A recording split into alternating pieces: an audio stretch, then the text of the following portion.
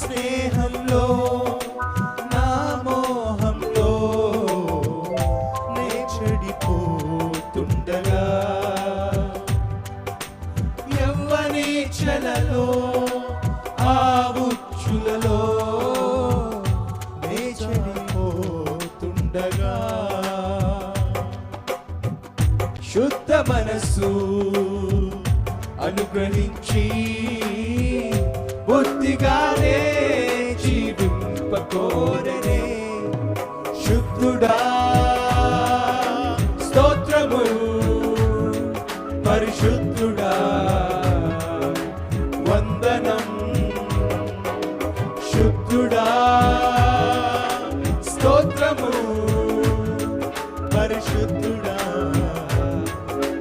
వందనం శుద్ధుడా స్తోత్రము పరిశుద్ధుడా వందనం శుద్ధుడా స్తోత్రము పరిశుద్ధుడా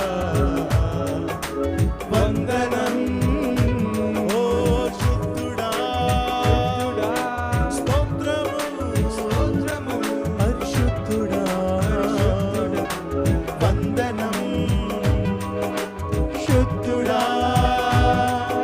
స్తోత్రము పరిశుద్ధుడా వందనం హద్దులేని ప్రేమని చూపెనే యేసయ్యా మొద్దునైన నన్నే మార్చెనే యేసయ్యా మరణము నుండి ప్రాణమును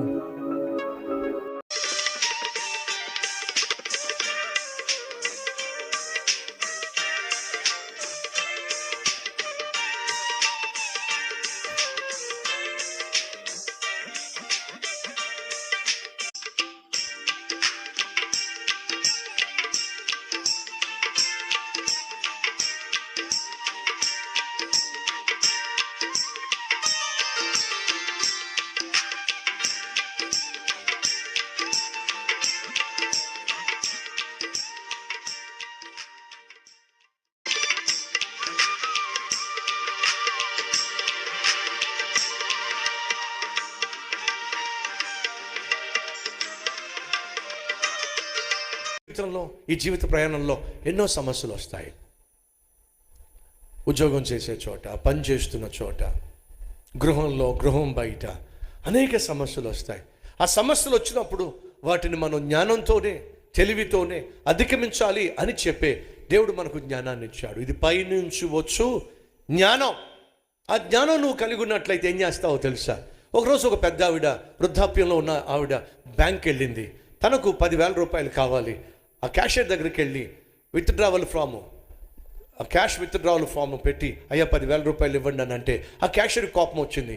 అమ్మ చూసావు కదా, బ్యాంక్ నిండా జనం ఉన్నారు, 10,000 రూపాయలు నీకు కావాలంటే బయట ఏటీఎం మిషన్ ఉంది కదా, ఆ ఏటీఎం మిషన్లో నీ కార్డు వాడుకొని 10,000 రూపాయలు తీసుకోవచ్చు కదా, నన్ను విసిగించకపోతే, చుట్టూ ఉన్న వాళ్ళందరినీ విసిగించకపోతే అని చెప్పి కోపడ్డాడు. అయ్యా కార్డు నిజంగా నా దగ్గర ఉన్నట్లయితే నేను కూడా ఆ మిషన్లో తీసుకునేదాన్ని, ఆ కార్డు నా దగ్గర లేదు కాబట్టి తీసుకోలేకపోయాను, నాకు 10,000 రూపాయలు అర్జెంటుగా కావాలి, ఇవ్వయ్యా అని అంటే, అమ్మ విసిగించద్దమ్మా, కార్డు లేకపోతే నన్నేం చేయమంటావు, ఇంటికి వెళ్ళి కార్డు తెచ్చుకో అని చెప్పి అన్నాడు. ఆ పెద్ద ఆవిడి, అయ్యా ఒక్క నిమిషం ఆగు, తొందరపడద్దు, ఆవేశపడద్దు, నా బ్యాంక్లో ఎంత అమౌంట్ అయితే ఉందో ఆ ఎంత అమౌంట్ మొత్తం నేను తీసుకెళ్ళిపోతాను, ఒకసారి నా బ్యాలెన్స్ చూడు అని చెప్పంటే గబగబా చెక్ చేశాడు, 1 కోటి రూపాయలు బ్యాలెన్స్ ఉంది. అంటుంది, ఆ 1 కోటి రూపాయలు నాకు ఇచ్చేసేయి అంది. అతను అంటున్నా, అమ్మ ఒకేసారి 1 కోటి రూపాయలు అంటే ఎక్కడి నుంచి తీసుకొస్తావు, మరి ఎంత ఇవ్వగలవు నువ్వు, 10 లక్షలు అయితే ఇవ్వగలను, అయితే ఆ 10 లక్షలు ఇచ్చేసేయి అని చెప్పి సంతకం పెట్టింది. 10 లక్షల రూపాయలు తీసుకుంది. ఆ 10 లక్షల రూపాయలు తీసుకొని అందులో 10,000 రూపాయలు కౌంట్ చేసింది. ఆ 10,000 రూపాయలు బ్యాగ్లో పెట్టుకుంది. 9,90,000 రూపాయలు మళ్ళీ ఇచ్చి, అయ్యా బ్యాంక్లో డిపాజిట్ చేసుకో, వెళ్ళొస్తా అంది. ఏమైంది చెప్పండి? తన సమస్య మనలో కొంతమందికి అర్థం కాల. అర్థమైన వాళ్ళు చూపిస్తారా? మరి ఎందుకు చప్పట్లు కొట్టలే? మీరు చప్పట్లు కొడితే నాకు అర్థమవుతుంది, మీకు అర్థమైందని చెప్పి చడి చప్పుడులోకి నేను కూర్చొని అనుకోండి, నేనేం చేయగలుగుతాను చెప్పండి. ఆమె ఎంత తెలివైందండి. తనకు ముందు సమస్య వచ్చింది, కసురుకున్నాడు, విసురుకున్నాడు. ఇదంతా విన్నటువంటి ఆమె ఏం చేసింది? దేవుడిచ్చిన జ్ఞానాన్ని ఉపయోగించింది. సరే 10 లక్షలు నాయనా అని చెప్పండి. 10 లక్షలు తీసుకుంది.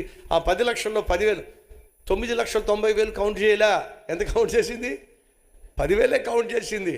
ఆ 10,000 తన బ్యాగ్లో పెట్టుకుని 9,90,000 రూపాయలు మళ్ళీ అక్కడ పెట్టి డిపాజిట్ చేసుకున్న అకౌంట్లో వెళ్ళిపోయింది. సమస్య తీరిందా తీరలేదా? ఎలా తీరింది? తన జ్ఞానము కలిగింది కాబట్టి సమస్యను సులభంగా తీర్చుకోగలిగింది.